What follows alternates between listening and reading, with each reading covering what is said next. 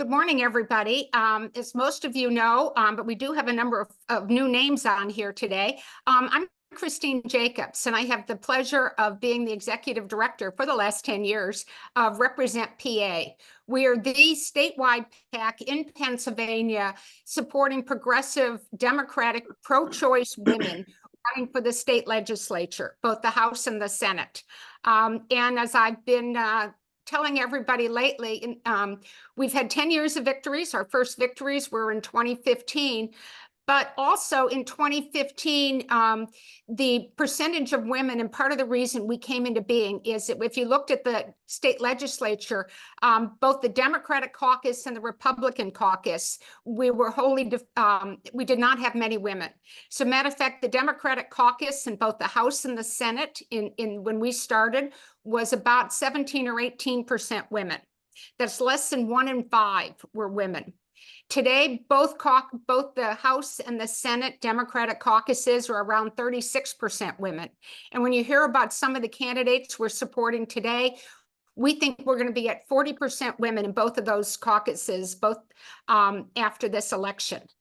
And if you don't think those are different voices and that's different conversation and changing the legislation and changing the drive, you haven't been listening. And so let's move on.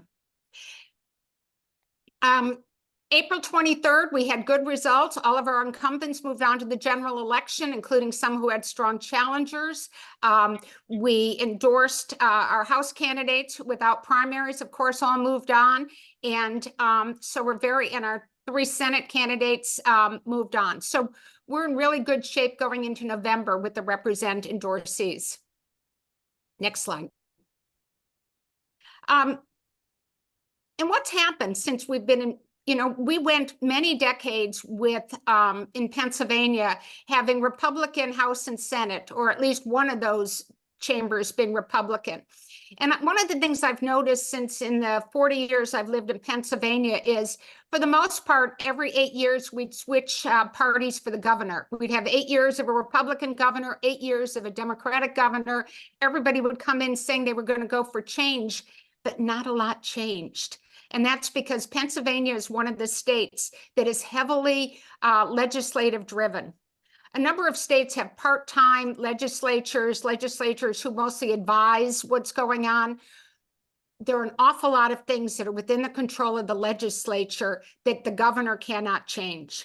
And so one of the things we're trying to prove is, if you want change in Pennsylvania, it's not just changing out the governor. It is, we need to change the legislature. And here's some great examples. Do you know the Democratic House right now has a 1-seat majority over the Republicans? But what that meant is that Joanna McClinton is the Speaker of the House. It also means that the Democrats have had control over the committees. And we're highlighting on this one some of the environmental issues. Do you know that the Environment and Energy Committee of the House is one committee? And over the decades, up until about 4 years ago, after the 2018 elections, the word climate change was never spoken in the Environment and Energy Committee. That committee mostly worked on drilling and making things easier for energy development, but not making things cleaner, better, smoother for Pennsylvanians. And in flipping that, so about 4 years ago, they finally were able to say the words climate change in that committee, because the head of the committee brought in somebody who was a climate change denier. And that's where Pennsylvania sat until we flipped the House. And here's some examples of some really interesting legislation that has passed that Energy and Environment Committee and have passed the House.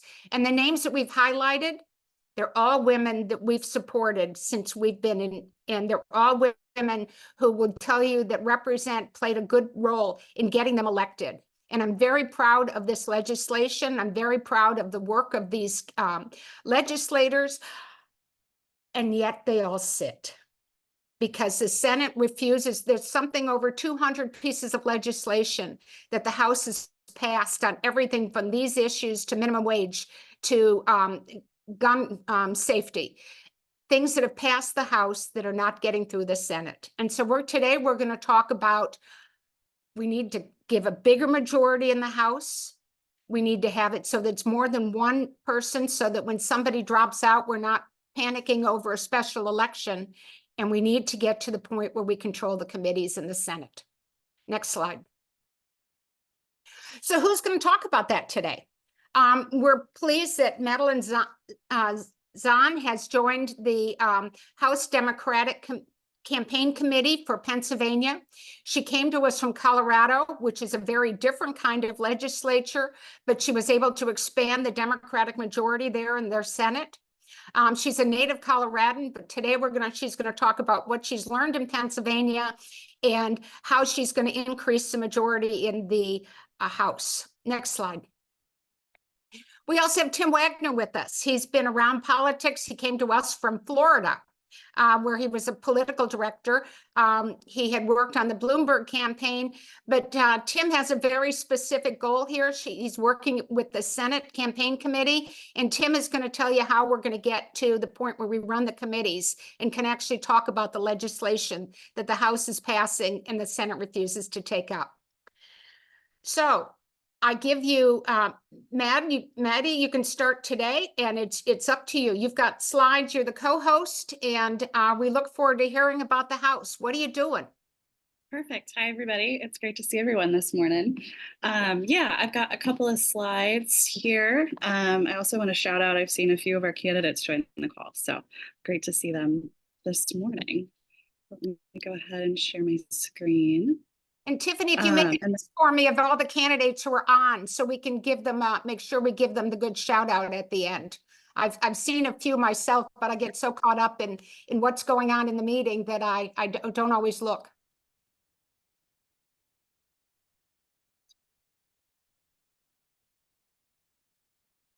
Great, and everybody can see, well, I see it looks like they're still loading, but everybody can see slides here.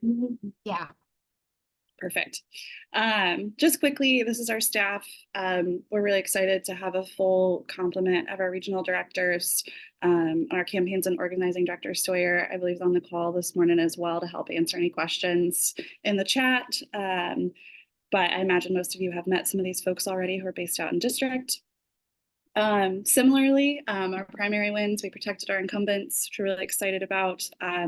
And we are competing in 13 more districts than the Republicans, which is fantastic news with better candidate recruitment. And great progress, because we have had many more elections where we couldn't find a Democrat to run in certain districts. Yeah, it's really great. You know, some post-primary takeaways.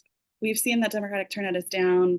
You know, I think we could all read probably what we want into these tea leaves. Obviously, there wasn't a competitive primary at the top of the ticket for president on either side, so likely to see turnout down. You know, lower turnout is helpful for our incumbents, but harder for our challengers. So I think it's just something we all want to be intentional and keep an eye on. We're also saying that the Commonwealth Fund, which at this point is largely the arm of Republican spending, is still going after our incumbents pretty heavily, both on mail and digital. Our field update, we're crushing it on doors. We're on pace to knock over 1 million doors, which I'm sure many of you on this call will have already done some of for us already. But what I'm really here to talk about, battleground of our seats. So these are our incumbent protects and holds. I know Mandy Steele has been one of your all's candidates the past 2 cycles. A number of these seats are first-term incumbents who flipped seats or protected seats last cycle. Arvin Venkat in Allegheny County, who flipped a seat. Paul Takak is a first-term incumbent. Jim Haddock, Brian Monroe is one of our most narrow incumbent holds. He only won by a handful of votes in 2022. And we know the Republicans really want to go after that one to take it back. And then we have some of our incumbents who are in sort of legacy Democratic areas that are not always trending our way. Ryan Bizzaro up in Erie, which also overlaps with one of the competitive Senate seats. So we know there'll be a significant amount of spending there. Rob Matsey in Beaver County, of course, Frank Burns down in Cambria, who continues to win that seat despite all odds. We need to protect Eddie Dave Paczynski, all of these folks. Could you explain to people what a DPI is? Yeah, some who Absolutely. I'm are sorry. probably Usually I used to the have a, data, but some who are not. And I think yeah, when you talk usually about I have right a terms, slide. it's really important. Yeah, usually I have a slide with some terms. That's okay. But so DPI is Democratic Performance Index. So this is math based on previous even year races in this seat specifically. So it takes into account how Joe Biden has done in the seat, how Fetterman did, how Casey has done, how the congressional candidates have done, and how the legislative candidates have done in an even year to create sort of a percentage and an average of what we expect, generic Democratic candidate A to do in this district. But as you'll see, in seats like HD 72, where the DPI is terrible, it's 41%. Typically not, your average Democrat's going to get 41%, usually not a seat we would automatically think to play in. Our incumbent is capable of outperforming that significantly and getting 54%. Same in Erie with Ryan Bizzaro. And traditionally, we've been able to overperform sort of that average Democratic performance because of the strength of our candidates. And that's something we definitely think we're going to have to do again.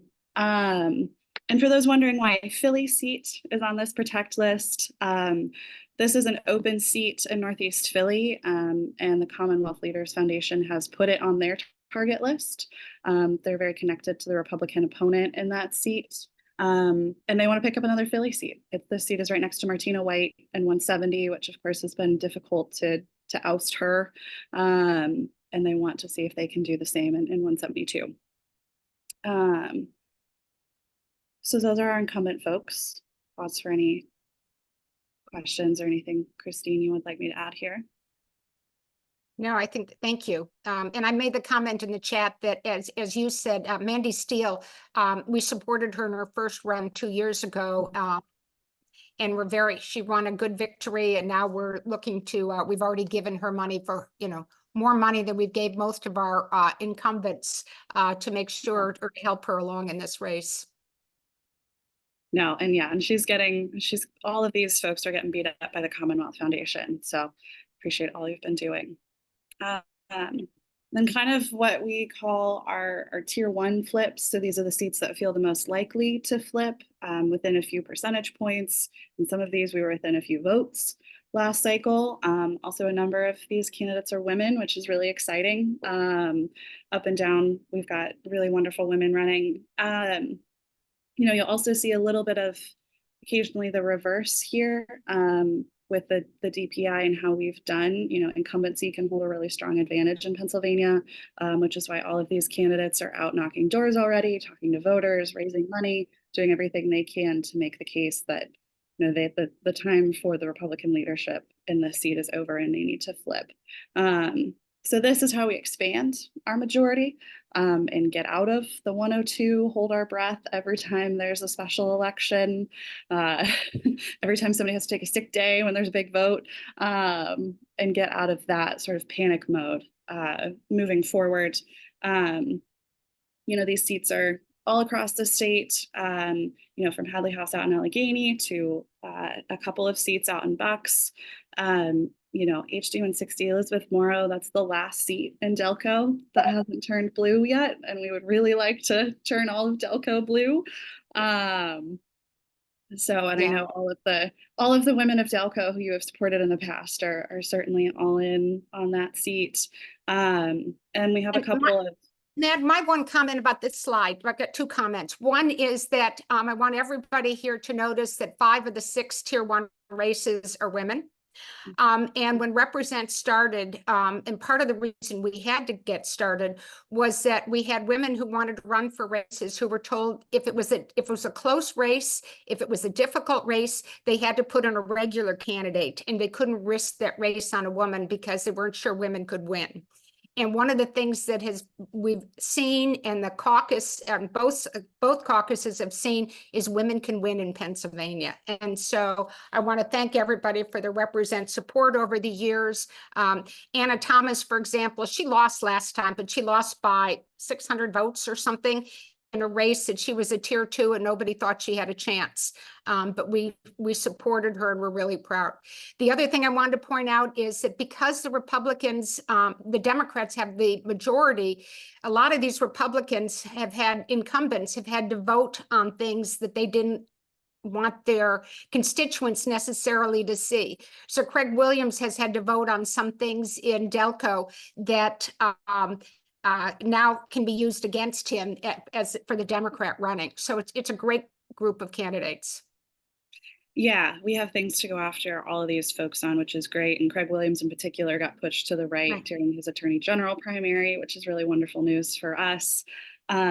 But just to go across the board here, HD 18 is Ben Salem, kind of a perennial target for us to go after Casey Tomlinson, and it's been difficult for us to get, but Anand Patel is a local business owner in the district. The district has a pretty high Asian American and Indian American population that we think Anand has the ability to turn out better and drive up that performance to help us flip the seat.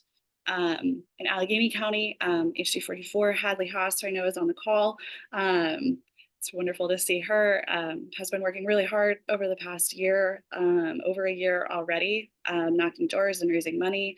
Val Gatos has a very mixed, inconsistent record on all of the issues we care about, from choice to gun violence prevention and everything in between, and is clearly out of touch with that suburban district. Right here, I'm based in Harrisburg, so just across the river in Cumberland County. Sarah Adderton is also a repeat candidate from last cycle, building on the work she's already done, knocking doors and raising money to beat Cheryl Delosier. Again, Cumberland is the fastest growing county in Pennsylvania, and the demographics are shifting rapidly there. So we feel really bullish about Sarah's ability to flip that seat. Also, Anna Thomas, of course, back again. She only lost by 700 votes, and we think we can absolutely close that gap this cycle. HD 142, we only lost by under 50 votes last cycle. So first term incumbent with less of a record, should be easier to take out. Anna Payne, also a really wonderful candidate with a great story about healthcare advocacy. And all of the work she's done, is already out knocking and doing everything she needs to do. And then Elizabeth Morrow, same down in Chester and Delco. And I know those folks are really committed to turning Delco entirely blue. And then I do want to touch on, what we kind of call our expansion and our growth districts, where maybe the numbers look harder. And if the year doesn't go the way we want it to, these might be harder for us to get, but we have really wonderful candidates in them who are working really hard, and we could certainly get there in these districts. These are kind of across the state from Chester and Lancaster County to out in Allegheny. We have several seats, and then up in Northeast Pennsylvania and Lehigh Valley. And again, a number of women running for these seats as well, which is really exciting to see. And then our growth districts, again, maybe the numbers look a little worse in these, but that doesn't mean we don't want to make sure we're giving these folks the support they need. And I think Megan Coker's on the call as well, who's been working her ass off over in NEPA. But again, it's also really exciting to see the number of women who are running for these districts and in difficult districts and doing the work to try to flip these seats and expand our pro-choice majority in the House. And then one last thing I'll touch on, this is from cycle 2. I haven't been able to run the cycle 3 numbers yet because not everything is uploaded. But of our incumbents that are sort of our frontline incumbents and our tier 1 challengers, we significantly outraised Republicans on the hard side, on our campaign side, which is really exciting. We know that the Republicans are going to come in with a lot of that soft money, a lot of that dark money, but if we can keep doing this on the campaign side, where that money is actually going directly into talking to the voters and the candidate direct spending, we know we can win and expand the majority. And I will stop there. So Tim's got enough time to talk about his seats too. That's great. And I want to point out that of that money, that 700 and something thousand, I think about 150 of it was represent. Just Early money. Early money, make a point. So thank you, Mad. Let's go on to Tim, and then we'll do questions from everybody. Wonderful. Okay, well, thank you all. Let's just get this up quick. So Tim Wagner here, Executive Director of PASDCC. Next slide. So, one of the top things that we have talked about this cycle is trifecta government, and really, if we get to a Democratic majority, what that means. And, as Christine talked about earlier, currently we have 240 bills sitting in the House right now that have really been sat on in the Senate. That includes, issues in terms of protecting abortion, expanding women's health care, fully funding public education, expanding LGBTQ protections, raising the minimum wage. So many of these things continue to sit and not be moved on while we have a Democratic House and a Democratic governor. So the next step to be able to move on these things is a Democratic Senate. And one of the top things that we talk about in terms of fully funding public education, Pennsylvania is currently sitting on a $14 billion surplus. So that is showing so many things that we could currently be doing that Republicans just refuse to act on, mainly for political purposes. Next slide. So, really looking at Democratic trifecta, what's it mean? We look at examples in Michigan and Minnesota. Michigan was able to get rid of right to work. They were able to legalize marijuana. Minnesota has been able to put in a paid leave law, equal rights amendment. So many of these things, these are just two states that are examples that, if we get it done here in Pennsylvania, we could, be like our friends to the west a little bit. And that's certainly our goal. Next slide. So, we've had a lot of support, from people all across the board when it comes to represent, when it comes to the governor, the DLCC, Emily's List, the states project. I think a lot of people are excited about the opportunity to be able to flip the Senate in 2024. And, we continue to grow partners, and we are excited about, the partnerships we've had so far. And again, I think, the biggest thing that, national partners are looking at is, how do we continue to expand, majorities across the country and, make more trifecta governments across the country. And I think Pennsylvania is certainly on that list. So next slide. So looking at our target districts, these, when really thinking about, our target districts, it's really 4 districts this cycle. So, it's 3 flips and 1 protect. The 3 flips, Patty Kim in Harrisburg, Dauphin County, Nicole Rosito in Allegheny, Jim Wirtz in the Erie seat, and then Nick Piscitano in Allegheny as well. The Piscitano seat is the seat that was currently held by Senator Brewster, but it is open now, and that will certainly be a protect, a new candidate open seat, so not incumbent, but certainly one that we have to keep in our favor. I think, some of the important numbers out of this are looking at past results in each of these districts. I think the good things here are the Biden numbers, close or above 50% in each of these districts. I think the most notable one, the Patty Kim seat, post redistricting, we were able to make that district so much better. And so I think that's certainly a big plus for us. Obviously, the Nick Piscitano seat, I think being able to protect that with past results, when it comes to the presidential and some of the other statewides, I think we feel very good about that. And then obviously the Erie and other Allegheny seat, super close seats. And I think the notable thing here is that Governor Shapiro and Senator Fetterman both received 50+% in each of these key districts. So I think that is a positive. And then in 2023, McCaffrey was able to win each of these districts, as well as Joe Beck and Tamika Lane. And so I think, you know, if you look at the 2023 results, you know, it looks very positive. So that's certainly encouraging. Next slide. So, you know, when thinking about our key districts, obviously Patty Kim, most of you know her, state representative, former Harrisburg City Council member, former news reporter here in Harrisburg. Patty would be the first Asian American woman in the Senate. So we are super excited about Patty.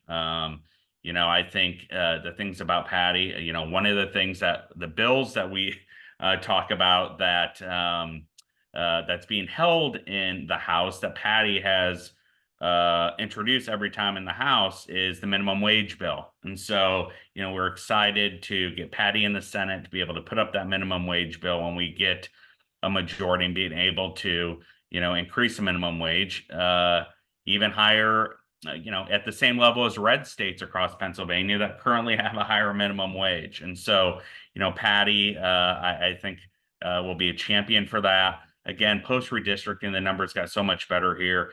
Perry County used to be part of this district. Now it's really just a Harrisburg, Dauphin County seat. You know, and one of the, you know, things that's encouraging here is the opponent she's running against. Nick DeFrancesco, who was literally just elected treasurer in Dauphin County in 2023, and now is running for state senate. So I think that shows, you know, what he feels about running for office. One of the other things is, you know, just the extremeness of the candidates we're running against.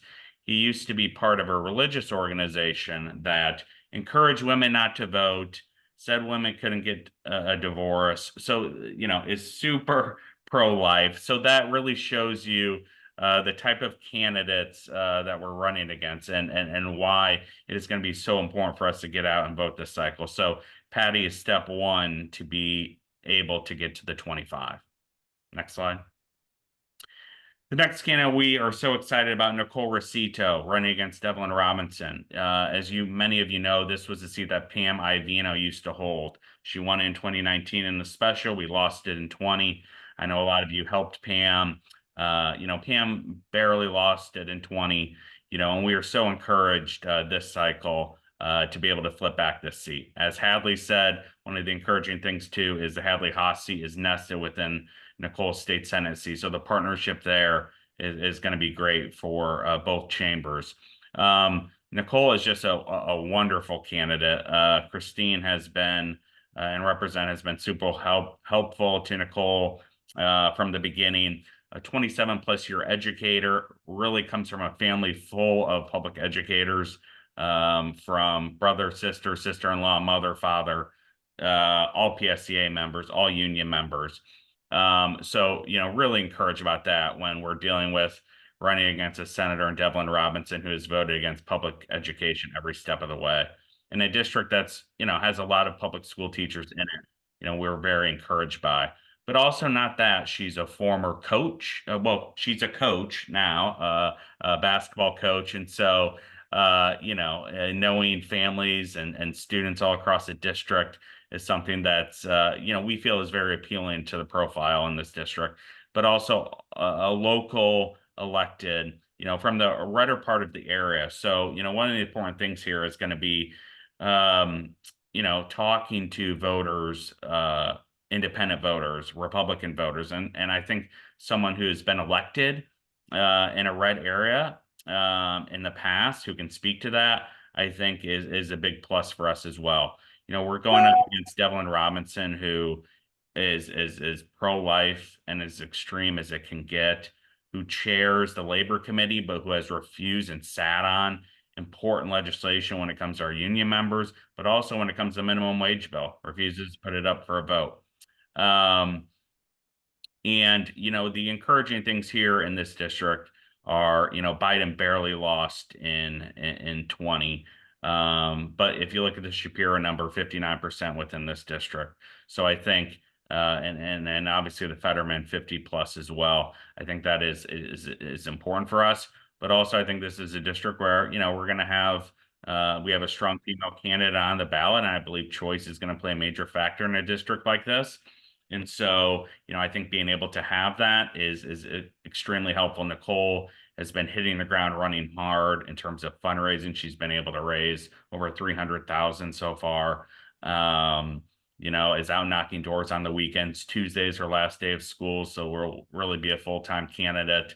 You know, we couldn't be more excited about this one. Next slide.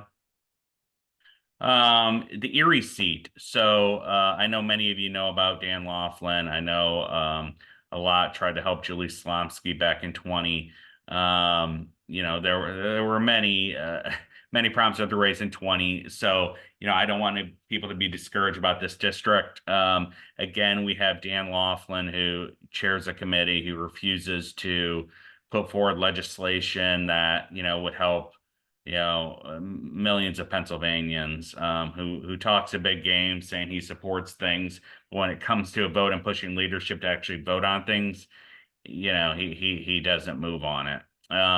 You know, we have a great candidate here, Jim Wertz. He's a former Erie County Dem chair, you know, and is someone who's been able to build a system within Erie, you know, and really a grassroots operation to be successful. In 2023, Erie was able to flip county council seats, win city council seats all across the board in Erie, which we're very encouraged by, and that was through the leadership of Jim. And so someone who knows how campaigns work, who's been able to build, you know, local grassroots operations within this community, I think is something that's super important. Was able to win the primary handedly back in April.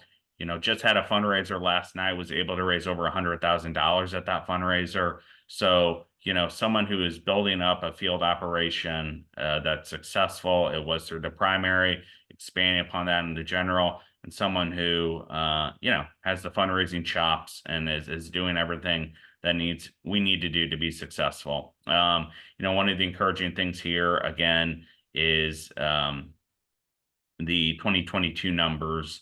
You know, there's going to be a lot of focus on Erie. There was a lot of focus with the Biden campaign on Erie back in 20. We expect that same focus again here in 24.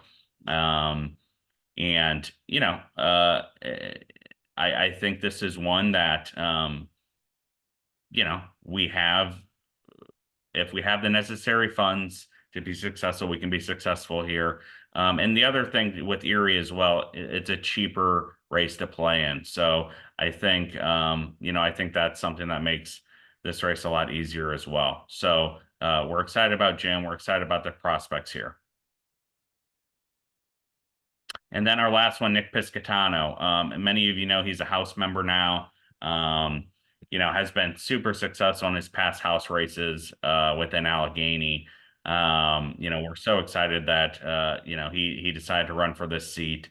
Again, this seat back in 20, Brewster won it by only a handful of votes, but post redistricting, we were able to make this seat a lot better. So if you look at the number, Biden 53%, Shapiro and Fetterman both did extremely well there. You know, I think the good things here are, you know, Nick is well known within the district. Again, most of the district, his Senate district, encompasses his House district. So I think that's a big plus for us. Running against a candidate who is going to be completely funded by Jeffrey Yaz, has already been funded by Kim Ward and Senate Republican leadership. So, you know, I think that, you know, if Republicans are going after any of our seats this cycle, it's going to be this one.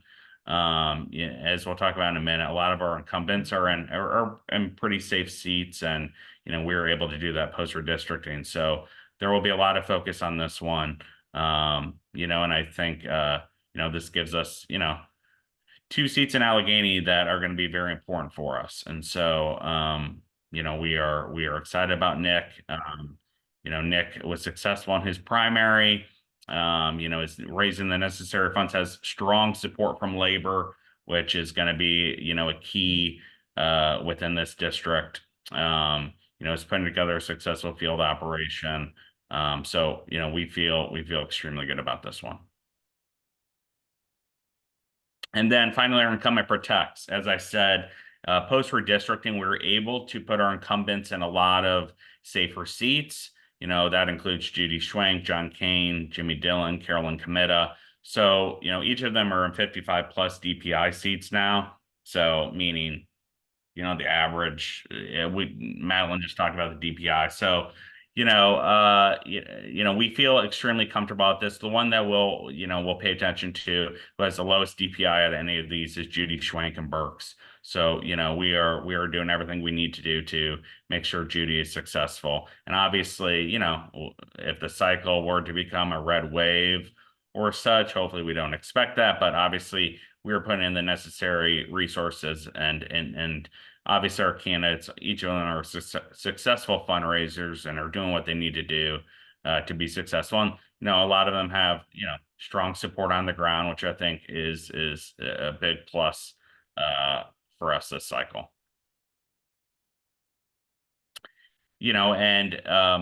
So I think with our incumbents and being able to not be in extremely competitive seats, that's where it allows us to really focus on our target flips. And I think the good thing this cycle is back to 2022, where you're having to play in 7+ seats.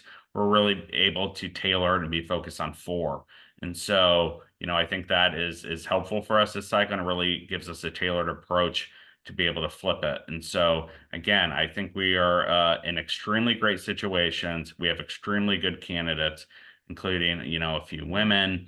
And, some other notes, the SDCC, we've been able to, raise the most we ever have to this point in this cycle. We have the largest cash on hand that we've ever had to this point in this cycle. Each of our candidates, our top tier candidates, have raised about $1.2 million. And so, we feel that we are doing everything that we need to do to be successful come November. So that is it. Thank you. And Tim, there was a question earlier that Maddie answered in the chat. How much does the Senate race cost? Yeah, so when thinking about a Senate race, probably the minimum is about $1.5 million. And that would be the Erie seat. So, probably not the Erie seat this cycle, probably the Patty seat, but yes. But Nicole's campaign will cost how much? Nicole's campaign will probably cost about $2.5 million. And that's a large part just due to having to go up on TV in the Allegheny media market in a presidential year. So yes, I would say the highest for a Senate race is probably $2.5 million. The lowest about $1.5 million. And if you saw Madeline's comment on the House races, it's about $750,000 to over $1 million, depending on where they are and in which media market they are. And if you remember her chart showing the races, the really competitive races that we're working on are in Allegheny, and they're in the Philadelphia area, which are the more expensive media markets. So it increases the need for money. It also increases the need for a lot more door knocking and door-to-door support of candidates. Just looking, do people on the call have questions so that we can go to you directly? If not, I've got a few. I answered, there's one question I answered in the chat that I usually give a caveat about in my presentation. Okay, and didn't. Somebody was asking about a lot of our women incumbents and why they aren't on the incumbent protect list. Missy Serrato, Lisa Borowski, Leanne Kruger, all those folks. They just are in a great position this cycle, which is really exciting. I think much like the Senate, we have sort of this cliff of candidates who are in a really good, really easy to win. They're still going to have to work and do the work, but they're not within a couple of points one way or the other. So that's why those folks who I know were top of mind for everyone last cycle, those women aren't on the list this cycle, is once they won that district and redistricting, we're good to go. And I think, the Missy Serrato one is a great example. That was a district that was largely Democratic in terms of the residents and the voters. However, the incumbent had won over over again. And everybody said, oh, he's one of the good Republicans. And Missy won that race, and we were heavily, I think we were about $50,000 into that race from Represent. And Missy won by 60-something votes, but now she's in. And that's true for a lot of these other candidates. Now that they're in, they're, you know, and they're showing their worth to their constituents. And I think that's the really important part, is not just what party they are, but that they are with their constituents, talking about the things they're voting on and talking about the things that they're passing in the House, and that we just need more support in the Senate. So a question for you, and I know Tim mentioned this, is choice the issue? You know, I know on Tim's slides, for example, he showed how McCaffrey did in his Supreme Court races, and choice was the issue on that Supreme Court elections. Tim, Madeline, or choice the issue? Yeah, I mean, we did abortion polling in each of our key districts, and you know, we have seen you know, some of the top lines from Planned Parenthood having strong support. You know, 60+% support in each of our tier 1 districts. You know, after asking, you know, questions to each of the you know, each of the people that we talked to on the issue of choice and how the Republican candidates would, you know, vote to enshrine anti-choice laws into the Pennsylvania Constitution. You saw, you know, the numbers flipped in terms of our candidates in a head-to-head by, you know, double digits. And so, you know, I do think it is going to be, you know, a strong issue within the cycle, not only with our base voters, but with independent, you know, and Republican women as well. Yeah, absolutely. You know, the Superior Court, we won most of these seats, occasionally narrowly. So abortion will certainly be an issue, I think, across the board, and making a similar argument to the Senate that, you know, the governor can't save us from the constitutional amendment being put on the ballot if the Republicans flip the House and keep the Senate. I just want to make I sure. also think, you know, the economy and cost of living is always top of mind on every poll, with every conversation people have. Those kind of kitchen table issues will continue to be a big point as well. I just want to make sure you all heard her comment about the constitutional amendment. I like to remind people, because I'm always running into folks who do not understand how the constitutional amendment process works in Pennsylvania. In 2022, the Republican House and Senate passed constitutional amendments that would essentially ban abortion. Their plan was, after they won and continued to have the majority after the 2022 election, that in early 2023, both chambers would pass the same legislation, and then it would go on the ballot in the primary in early 2023, an off-year election. The governor has no control over constitutional amendments. But by flipping the one chamber by one legislator, that amendment died. And don't you know that they're planning to bring it back as soon as they, you know, if they can pick up the House again. So that's, you know, critically important civics 101 on how amendments work in Pennsylvania. I'd like to know if any that we have several, and we've talked about, we have several of our candidates on. Can you give me well, first we had a question about polling. Tim and Madeline, are you doing polling in any of these districts, and when will that happen? We'll be, both of us, polling pretty consistently throughout summer and the fall. Okay, thank you. Represent will take that into account. Our next allocations are going to be at the end of July, and then we'll do our final dollars in September. So we'll be watching to see where our money can best be spent. I wanted to know if any of our candidates wanted to give me a couple sentences on what they see as the big, you know, big issues in their area. We can start with Hadley in Allegheny County. What's the big issue in your state house race? You know, what we're hearing on doors mostly is inflation and just cost of living issues is what we're hearing on doors. I mean, I'm in a suburban district with good schools, so people are largely pretty comfortable So a lot of the conversation too is educating voters about my opponent and how she's been voting in Harrisburg. Gun safety, abortion access are issues that resonate, especially on Republican and independent doors that I've been knocking in our persuasion universe over here. Fern Laird, I know you're on. Or Megan? Fern? Yeah, I'm here. What's Can the you big hear issue in your district? First, tell people where your district is and what's the big issue there? Okay, my district is in Luzerne County. The biggest issue I hear is inflation, the price gouging, cost of living. I think that that'll be a theme throughout Pennsylvania. The second is reproductive care and property taxes, which kind of ties into the first issue. A few of our school districts have raised or have proposed to raise our taxes by 5 to 7%. So people are kind of up in arms about that. Unfortunately / fortunately, my opponent has a massive amount of self-wealth, and the classism here is really showing. So that goes in my favor. Yeah.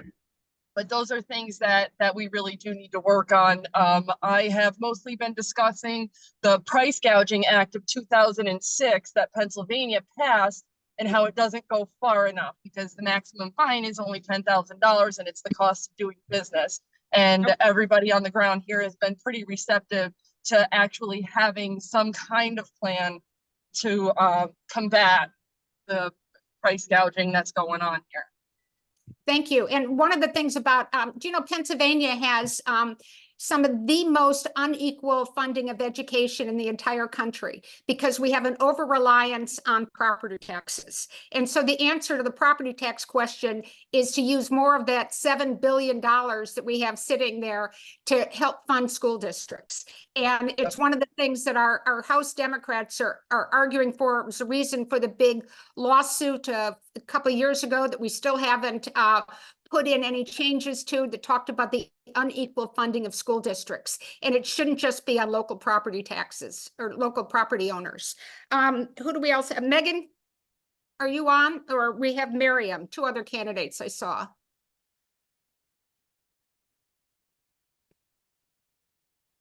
One of you want to unmute and say something? Hi, sorry, I was driving my son to school, so I got disconnected. I connected back Miriam, up. that happens to us. So where are you and what are you running for? I am in District 131. I'm running for state representative. This is Lehigh County, a little bit of Montgomery County and Northampton County. So I'm working hard to flip this seat. We had a great primary where I won with 73% of the vote. So our message is resonating with people here.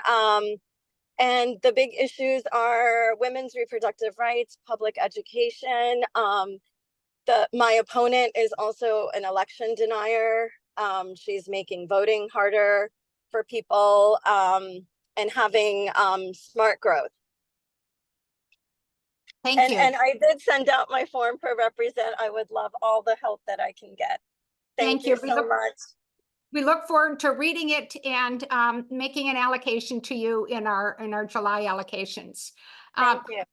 Thank you. Megan, I think you were on. I don't know if you're still on. Okay. Any other questions we have for people? Can I weigh in for a second? Who is this? This is Kate Lennon Okay. running for state senate. And you just sent us an application. I'm sorry I didn't call on you. I did. No problem. I just wanted to say, okay, it's District 47, which I mentioned at the beginning of the call, almost all of Beaver County, part of Butler, and a little bit of Lawrence County. And one of the big issues here, as you might imagine, is public transportation. We're very close to East Palestine, Ohio, where the train went off the tracks. The tracks run right through all of those counties. So that's a big issue out here. The incumbent is a 16-year incumbent, and the general feeling seems to be he just doesn't do anything. He's down there occupying a seat, but he's definitely going to vote the Republican Party line. No friend to women, no friend to raising the minimum wage. I mean, that's an issue out here. We have a lot of union members in Lawrence County and in Beaver County. And, you know, I've been door knocking And, you know, we think that we have a shot at this, Tim, if you're listening. So maybe give me a look. I will tell you something, a little story. I wasn't thinking of running for office. I was approached by the Butler County Democratic Committee in March after petition signing. And they're like, hey, we want to run somebody to challenge this seat, but it has to be a write-in campaign. And I said yes, and we won. And that's kind of a big deal because, and a lot of people feel here in Beaver County, it's close. It's like a 48, maybe 50 Republican Dem. And we think that we can make Beaver County blue again. And the Senate at the same time. And you know, and we look forward to reading your application. We look forward to seeing how you're going to do this time or set up for next time. You know, Okay. I mean, there's a lot of opportunity there. Couple of things that people have brought up. First, she just brought up the question of public transportation. We recently did, I want you to be able to go back in the archives of Represent, either on our website or our YouTube channel, and you can see we recently did an event on public transportation and how funding is, and what kind of laws that we need and legislation we need through our state legislature on that. We also, Tim mentioned some of the women running for re-election. We recently had 3 state senators who we've supported over the years, Judy Schwenk, Amanda Capoletti, and Carolyn Comita, who are all running for re-election. They all were supported by Represent. Judy Schwenk's been in office since before we were there, but it was an interesting conversation of the 3 senators talking about, and Judy Schwenk was able to talk about when at one point when she was in the Senate, there were only 2 women. And that was back in the 17% women, and we're now at 36%. And they talked about what a difference it makes, what a difference it makes to be able to talk about issues, what a difference it makes to be able to talk about women's reproduction out loud. And by the way, how fabulous it was that our governor actually mentioned the word period in his budget address. And these are all changes that women have been able to provide. So let's go on to our last slides. Thank you so much to Tim and Madeline for your support. We look forward to working with you, keeping an eye on what you're doing, and supporting the candidates that we all think can win. Let's go on to my last slides. So, and I have a poll for you. So we talk about all these things and we're raising money, but I want to get on to the poll. Next slide. We've invested over $200,000 so far, and we've talked about our numbers, and all of our money that we raise goes directly to candidates. At this point, we will do our evaluations in July, as I said, of the next $100,000 or so that we will have available. Next slide. Our next breakfast briefing, June 18th. You know, you just saw Hadley Haas, but several of our other candidates are going to be on, and you'll have a chance to ask some questions, talk about what their campaigns look like in greater detail, and also to find out how valuable Represent support is. So that will induce you to give. We still have the statistic that about half of the people who listen in our breakfast briefings aren't donors to us. And we would appreciate any and all contributions so that these amazing women that you see in this picture, but all of the other ones that we support, will have funding for their campaigns. Next slide. Remember, we're trying to get to that 40% women in the legislature after this year. Host a legislator in your house. We have big events, we have small events, we have all size events, but I show up at your house bring a candidate or two or a legislator or two, and we help your friends understand the value of the state legislature, help them understand how our legislature has failed us over the years in many issues, and how having a Democratic legislature can make a difference. Next slide. Okay, do we have a poll? So if you see this on your screen, what would you like to talk about at a future breakfast briefing? You can have several answers. What are the big issues that you think you'd like to know more about that would help drive your friends to a future breakfast briefing, and also to help us raise money to support these kind of candidates? So fill it in.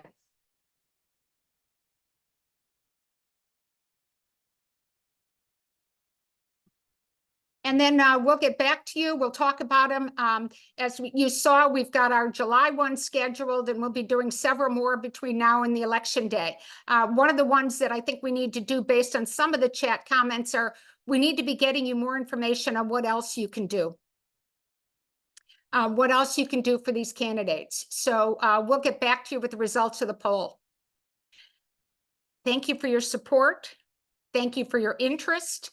Thank you for, we had quite a few people on the call today. And these, you can turn the slides off. But thank you. Thank you for all you do for these candidates, and thank you for helping us in this really important cause. And we'll see you next time, if maybe in person at a future event, or we'll see you on our next breakfast briefing. Thank you very much, everybody.